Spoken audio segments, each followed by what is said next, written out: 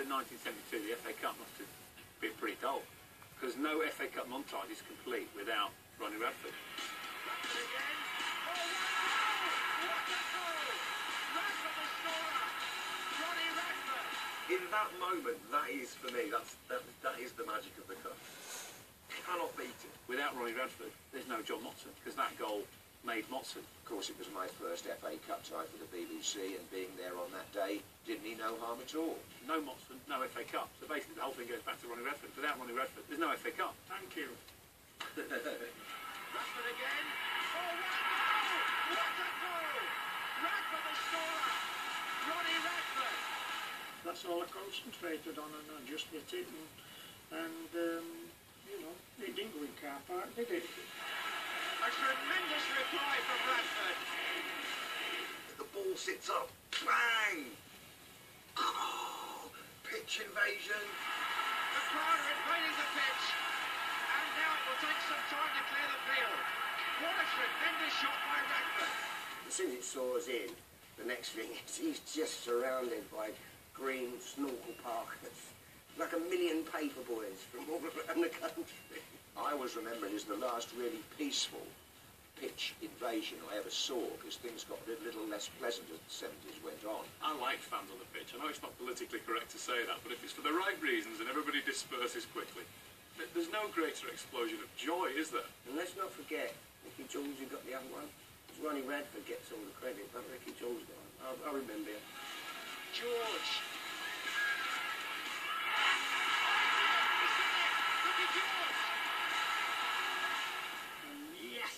And then the crowd were on the pitch again, and that was the greatest thing that we could have ever achieved. It's all over, they've done it! Well, what a cup tie. What can you say?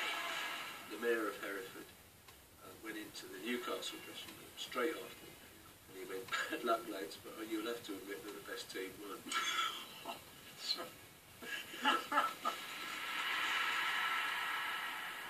First and foremost, let's deal with the rubbish, which was the Tottenham FA Cup song.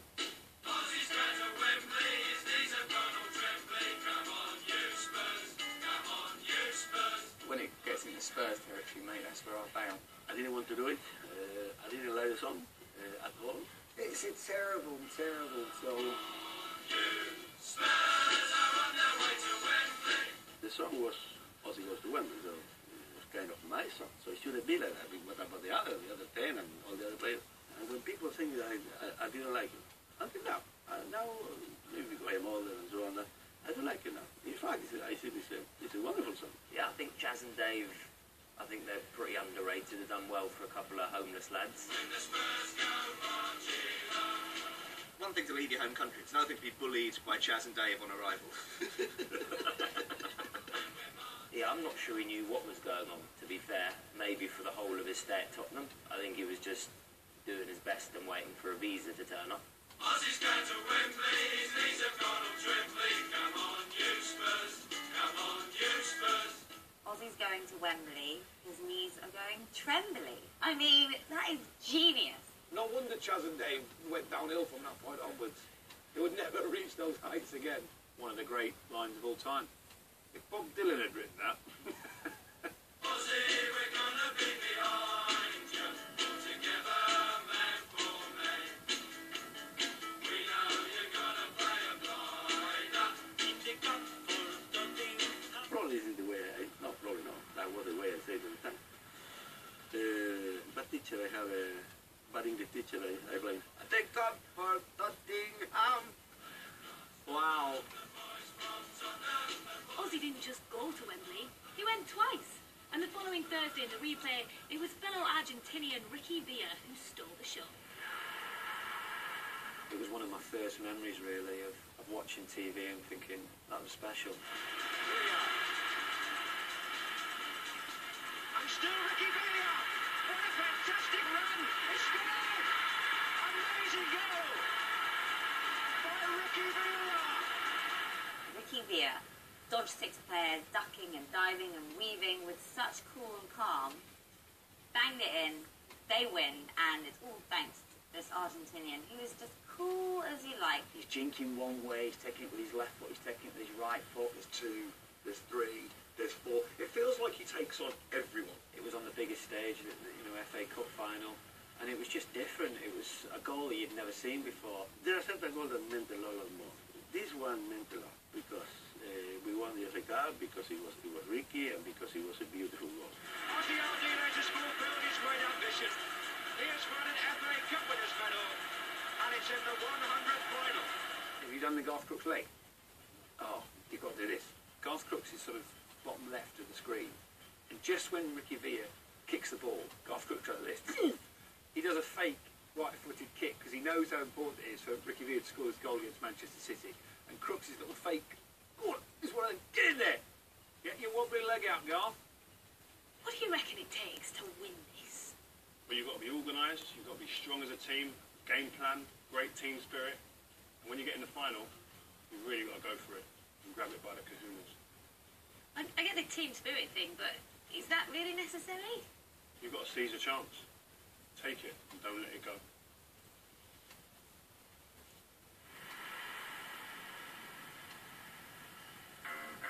The Crazy Gang. What can I say that hasn't been said? A naughty boys club. This small team from South London, And we fought off everybody.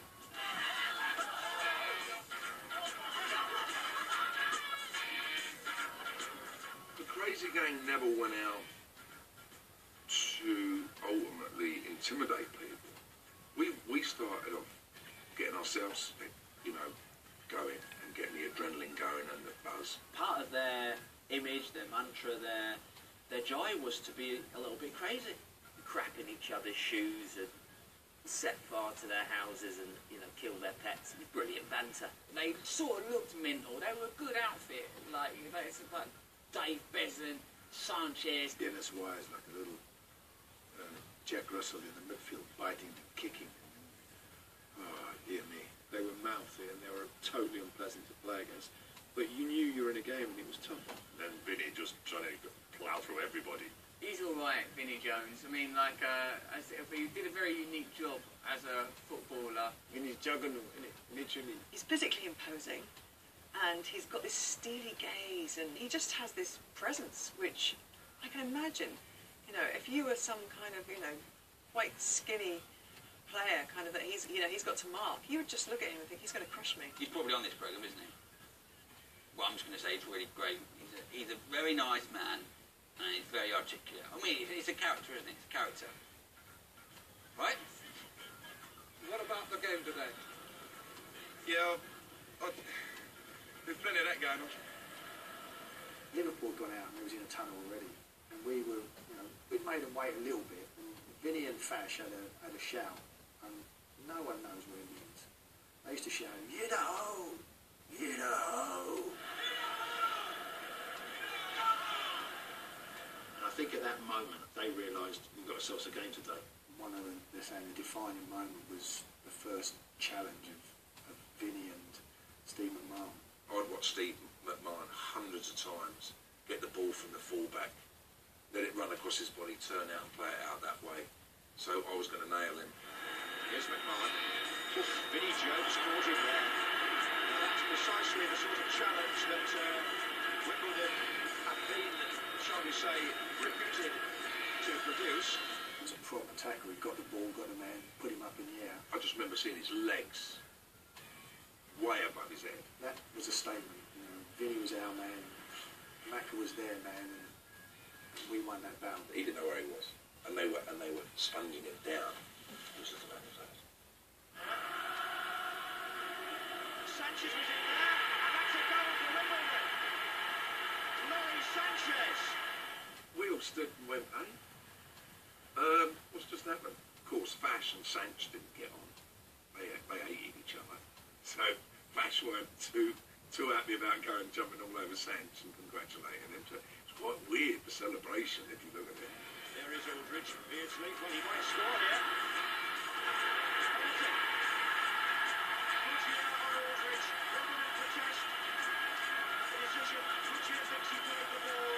I'd seen John Aldridge take probably 3 penalties. He come up, he'd done a little stutter, and in that little stutter, the keeper tended to move one way or the other. And I said, if I can stand still through that stutter, and he sees me standing still, he tends to go to my left. Messi thought the kick might go to his left, or the rightest would look if Aldrich decides to go the same way as in the semi-final. He did, and he saved it, and made history. The first time ever that a penalty kick has not been converted in the FA Cup final here, and Besson did guess right. His homework paid off. We've got so many videos. If Dave Besson hadn't have gone the right way, I'd have killed him. And there it is. The crazy gang have beaten the Culture Club. Well, boy, George was big at that time, wasn't he?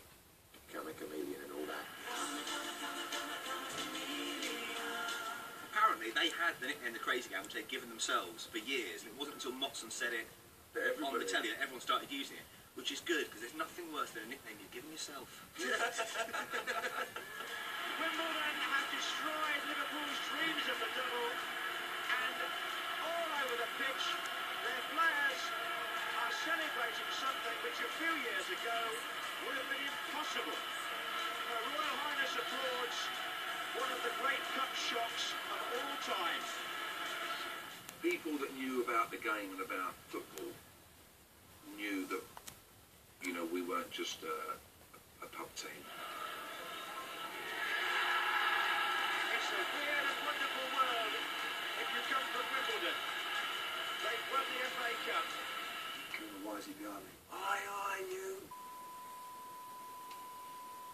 And I'm thinking again, Princess Diana, you know, like, you're just abusing in front of Princess Diana. Everybody played their part, and without each character within that team, we wouldn't achieve what we did. Got up on the Monday morning, severe hangover, and it was like it was all over. The biggest thing in your life. Monday morning, everything was back to normal. It was one of the great FA Cup finals for drama, everything that a final should have. Going into the final, we were very confident. Looking back on the game now, maybe a little bit too overconfident, and we certainly got a big shock in the opening 20 minutes.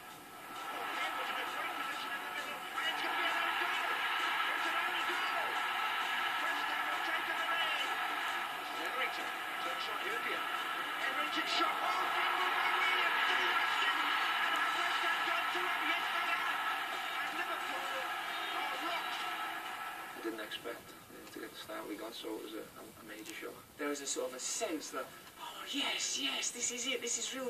But by the time we were 2 goals up, that's when I thought, this can't last. This can't be real. Unbelievable feeling, tuning up, and being a West Ham fan, you just know, don't let them get a goal. Oh, Cisse was going to get there, and he's got it. Gabriel Cisse gets a goal back for Liverpool, and what a cup final we've got here now. Once they scored one, then you just thought, this could be it. This is Alonso. 2 players far post. Here comes Gerrard. It's 2-2. It's Steven Gerrard for Liverpool. Sometimes them knockdowns are not always perfect, but this one felt like a dream, and I got nice contact on it, and I knew as soon as it left me foot it was going to be in. Liverpool get back in it, and you think they're going to go on to win it, and then Konchesky scores. Konchesky, would you believe it? I mean, it looks fantastic, but it's got to be a cross. Surely it has to be. Konchesky obviously knows that he's crossed it and celebrates like it's a goal and it's intentional. And then Alan Pardew, the West Ham manager, if you watch him, he has the fastest drink in history. I don't know why. Maybe he's nervous and he's realised that we could potentially win the FA Cup final, but he literally goes like this, just downs it as fast as he can. All of a sudden now, it's like a cruel trick on West Ham fans. Because you're going, well, okay, we haven't thrown it away, we've gone back in front there. Players were going down the clamp and everything, and the fourth official has just indicated 4 minutes, because the 90 minutes is up. And as he says 4 minutes, it comes out to Gerrard. Every part of my body was aching, so when it fell to me, it was a lucky one. It was a, hit it as hard as you can. Gerrard! It's coming out! And Steven Gerrard! Just when he looked into the out of it and equalised for Liverpool. With 90 minutes gone, it's 3-3. It's surely the best cup final of all time. The reason I hit my shot to get the second equaliser was just through sheer tiredness. If I was feeling fresh, I'd have certainly controlled and tried to build up an attack and play it out wide. I caught it, probably the sweetest connection I've had in my career. And he just walloped this shot in for it must be 30, 35 yards out. He just connected with it the way that even professional footballers dream about hitting a shot like that. It was a great strike. Shaka hits one down to his right, but he couldn't get near it. To see that one at the back of the net was a bit of a shock because of how far out I was, but I'll take it. And that's it then. Extra time or not. We're not going to win after the way the game had gone and how Liverpool had pulled it back from the brink. You always felt that in the penalty shootout that they were going to come out on top. Anton Ferdinand has got to score. If he doesn't score from this, Liverpool have won the cup. They have won the cup. Pepe Reina is the hero. Liverpool have won the FA Cup for the 7th time. I can't even remember the penalties and things. I'm not even sure like what happened. It was just like a sort of a wasteland. Steven Gerrard was phenomenal that day, and he's got to be up there with the greatest Liverpool players that have ever, pulled on that red shirt. That is a perfect example of just how important Gerrard is to Liverpool. Genuinely, at times, it can be a one-man show, and he's very, very capable, and he shows that. He's done that time and time again. And you've just got to hold your hands up and just say, that it's a quality player, and that's what big players do. They produce at the right time. I certainly peaked on that day, and one of my favourite performances I've ever had. So that is it. The big countdown is over. We've reached number 1. Yep, what an achievement. The greatest ever FA Cup moment. Now, you have scored plenty of goals in your time, and you've had some great celebrations, and rightly so. Well, we won't go bananas after scoring a goal in an FA Cup game. Exactly. Ryan Giggs, over to you. Is it number 1? Oh, is it the number 1 moment? Oh, yeah. If you say Ryan Giggs, to me, this is the goal that you remember him for. Yeah, obviously at the time it was the two top teams in the Premier League and fighting it out for everything really. And the whole build-up was whoever wins this game, whoever goes into the FA Cup final, will also win the Premier League. So this had much more significance than just getting through to the FA Cup final. Two of the best teams in England came together and produced an absolute masterclass in football. There was nothing in the game. We probably shaded the first half, they shaded the second half, Roy got sent off, and then it was back to the wall stuff. He's made a run towards it. Oh, upended! Surely by Philip Neville, it's a penalty! 2 minutes of stoppage time have already been played at the end of the regulation 90. No question about the contact. And this, effectively, is for a place in the cup final. It's Bergkamp, and it's saved by Peter Schmeichel. With penalties, it's just, honestly, luck of the draw. He put it exactly where I've always decided it was going to go. He was the best keeper I've played with, but he wasn't great at saving penalties. Not that I can remember, he didn't save too many, so he saved it for obviously a special night. Peter makes a great save. Next thing I know, Patrick gives the ball away. No! Why couldn't that go to any other player on the pitch? At the moment, Yeah. everyone at their feet. Yeah, it's a careless pass. It's been picked up by Ryan Giggs. York has made a diagonal run. The support in the centre as well. But this is still Ryan Giggs who's past Keogh, past Dixon, and has scored a sensational goal! What a moment for Ryan Giggs. And for Manchester United, it is one of the truly great FA Cup goals. I couldn't really recollect how far I'd got the ball out and how many players that I'd beat. It was, like I say, it was just purely instinctive. We're looking at him, we're like, take him out!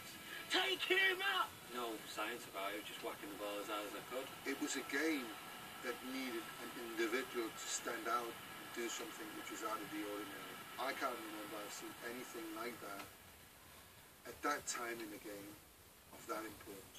Like, why have you not just taken him out, just gone clean through him? It's the greatest thing I've ever seen on a football pitch. I'm not talking about the goal, I'm talking about Giggs' chest.